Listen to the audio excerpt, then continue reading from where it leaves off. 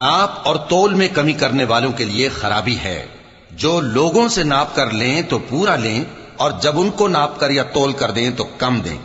क्या ये लोग ये नहीं ख्याल करते कि उठाए भी जाएंगे?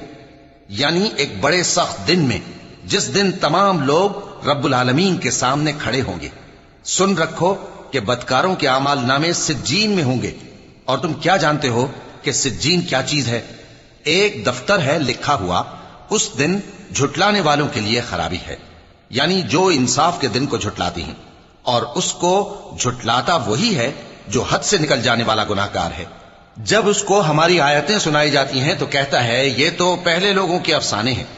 हरगिज नहीं, बात यह है कि ये जो आमाले बद करते हैं उनका इनके दिलों पर जंग बैठ गया है।